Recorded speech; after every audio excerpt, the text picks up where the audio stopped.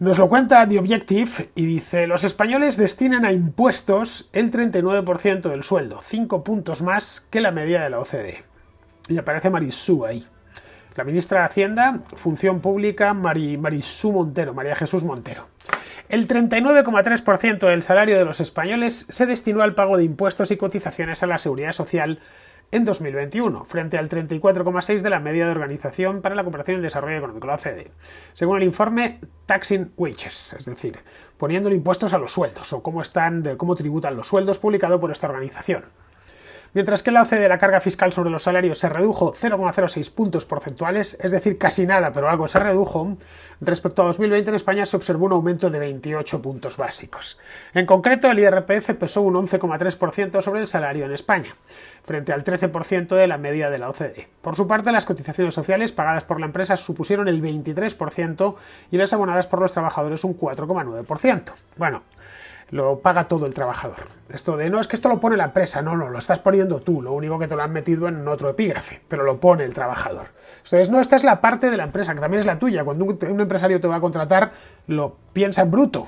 Es cuánto me va a costar este tío. Vale, es cierto que luego una parte, desde el punto de vista casi contable, la voy a pagar yo, pero le va a salir de lo que él trabaja. Evidentemente, nadie regala nada, ni los empresarios ni los trabajadores. Así, España se mantuvo en el 16º puesto de los países con mayor cuña fiscal de la OCDE, con un ranking encabezado por Bélgica, donde a los trabajadores se les retiene el 52% de su salario. Los belgas son los únicos que deben transferir a la Administración y a la Seguridad Social una suma mayor de su salario de la que ellos reciben en neto. Por detrás de Bélgica, los países con mayor diferencia entre salario bruto y neto son Alemania, donde se retiene el 48,1%, Austria, Francia, bueno, así hasta llegar a Luxemburgo, que es el 40%. Por contra, los países de la OCDE con cuñas fiscales más bajas en 2021 eran Colombia, que es el 0%, Chile el 7%, Nueva Zelanda el 19,4%, bueno, y Estados Unidos, que es el 28,4%. La cuña fiscal aumentó en 24 de los 38 países de la OCDE, disminuyó en 12 y se mantuvo sin cambios en 2. Explicó la organización añadiendo que se observaron aumentos superiores al punto porcentual en Israel. En casi todos los países donde aumentó la cuña fiscal para el trabajador soltero, el incremento fue impulsado por un IRPF más alto, lo que en algunos países fue el resultado de salarios promedio más altos que interactúan con sistemas progresivos de impuestos sobre la renta, mientras que en otros casos fue impulsado por una mayor proporción de ganancias sujetas a impuestos a medida que el valor de las desgravaciones fiscales y los créditos fiscales cayeron en relación con el salario promedio.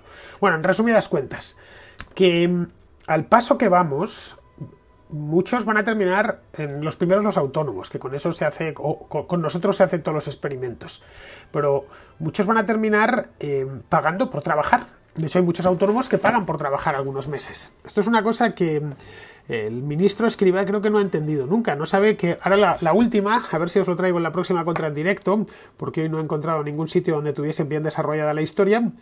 La última es que los autónomos, antes de darse de alta, tengan que hacer una previsión de qué rendimiento van a obtener, es decir, de cuánto van a ganar, en una palabra.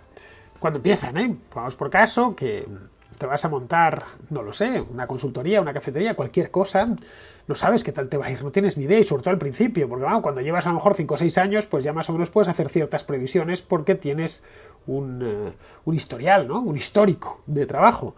Yo más o menos, como llevo muchos años, pues si en una actividad muy concreta que es esta, evidentemente, como todo, como cualquier autónomo, me varía mucho de un mes u otro, ¿no? La cantidad de mis ganancias, vamos, pero sí más o menos tengo una idea, cuál es el suelo, cuál es el techo, más o menos cuál es la banda de flotación.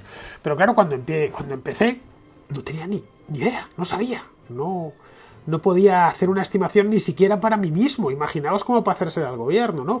Y claro, si me hubiera pedido el gobierno una estimación, le hubiera hecho una baja, porque además si la haces alta, entonces te van a meter en el tramo superior. Entonces, no, bueno, yo creo que voy a ganar, no sé, que mis rendimientos van a ser de 3.000 euros, y luego resulta que son de 800. Bueno, pero es que te han metido en el tramo ese alto locoide enloquecido de los 1.000 y pico euros. Claro, entonces no solo te toca pagar por trabajar, sino que además te toca endeudarte para trabajar, que eso también lo hacen los autónomos de vez en cuando. Bien, en el caso de los asalariados, aquí lo que tenemos es un promedio, obviamente. En España hay gente que paga más, en este caso el promedio, como veis, el 39%, pero en España hay gente que paga el 49% y el 50%, en función de las comunidades autónomas, y más del 50% de lo que produce es una auténtica salvajada, es confiscatorio directamente. Esto de todas maneras nos ayudaría a explicar por qué España es una de las cosas por las que España tiene una tasa de desempleo tan alta.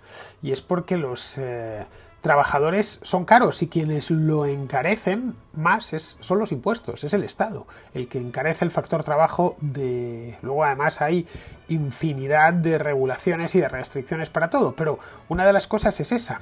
¿Cuántas veces no sé si habréis hablado con un empresario, y no estoy hablando de Amancio Ortega, un empresario que tiene 5 o 6 empleados, o 10, de una pyme, vamos, y te comenta que antes de contratar a nadie se lo piensa 600 veces, porque a mí me llegó a decir uno hace unos años que le era muchísimo más rápido y menos costoso divorciarse de su mujer, especialmente cuando aprobaron ya el divorcio express, era cosa de 20 años y tal, que despedir a un empleado con el que llevase 15 años. O sea, pero mucho más, ¿eh? Como el empleado, vamos, aparte de tenerle que pagar una indemnización, puede judicializar el tema y estoy convencido que voy a perder. Así que lo tengo que pensar muy mucho antes de contratar a alguien, primero porque se tiene que pagar el sueldo y claro, necesita productividades muy altas para pagarse el sueldo, teniendo en cuenta que el Estado se va a llevar una parte considerable, que las cargas sociales son muy altas. No lo sé, si de verdad quisiesen que la economía crease empleo, y es lo suyo, que quieran que la economía crease empleo, pondrían facilidades, no serían tan voraces. Aunque claro, a lo mejor habría que planteárselo, como con el tema de los autónomos. A lo mejor no quieren que la economía cree empleo.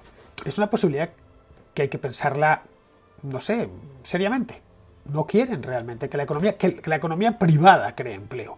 Hoy han anunciado un montón de una oferta de empleo público gigantesca, ¿no? Con un déficit desbocado y la deuda pública desbocada, pues no se les ha ocurrido mayor insensatez que esa. Claro que esto es una insensatez para mí, para cualquier persona que, bueno, con más de 2 dedos de frente, de bueno, si debes mucho dinero, si no te cuadran las cuentas, ¿cómo le vas a meter más cargas al Estado, al presupuesto?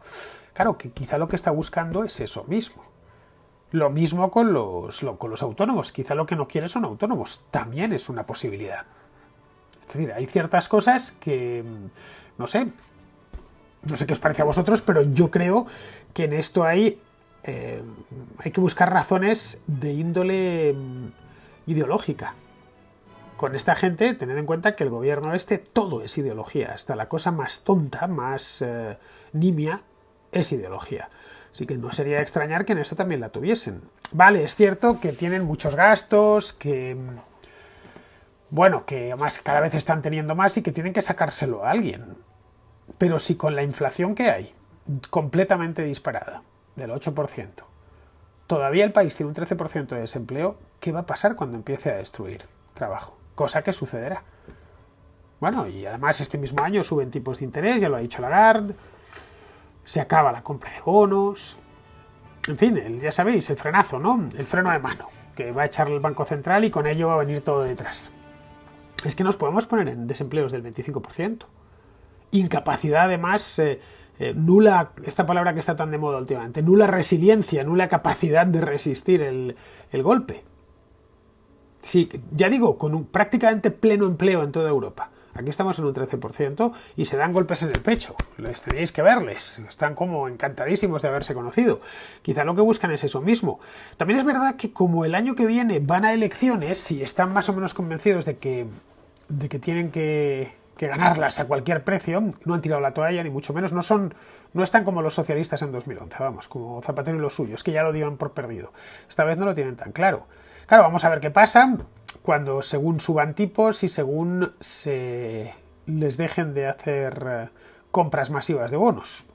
Igual, ahí es qué es lo que sucedió en 2010, y les obligan a hacer ajustes, y antes de entregarles dinero o les condicionan las compras de bonos a que, por ejemplo, no contraten miles de nuevos empleados públicos o que no armonicen las pensiones con el IPC, que es otra de las insensateces que nadie entiende muy bien. No porque yo quiera nada malo para los jubilados, pero, caray, que es que si armonizamos el IPC a 10 millones o casi 10 millones de pagas, que es lo que son los jubilados, gastamos un IPC este año, ¿cuánto va a cerrar? El año pasado ya fue un 6 y pico. Es una barbaridad. No, la digo, no es por nada, no tengo, ya digo, nada contra los jubilados, pero es que no va a haber dinero para pagarles las pensiones, no lo va a haber. Y la única manera en la que les ha engañado el Estado, está claro, ellos no tienen la culpa, les engañó el Estado, les dijo que le diesen una buena parte de lo que ganaban, la mitad muchas veces, y que se despreocupasen de su vejez, que el Estado todopoderoso y omnipotente se encargaría de ello. Claro, con pesetas todavía podían hacerse trampas como hacen en Argentina, pero con euros no. No pueden imprimirlos. Esa sensación de impotencia que luego a esta banda le entra cuando ven que no hay y que no pueden sacarlo de ningún sitio. Bueno, luego dirán que la culpa de todo es de Alemania y de no sé qué, y del Banco Central Europeo. Si es que volvemos a repetir lo mismo, os lo he dicho ya en más de una ocasión.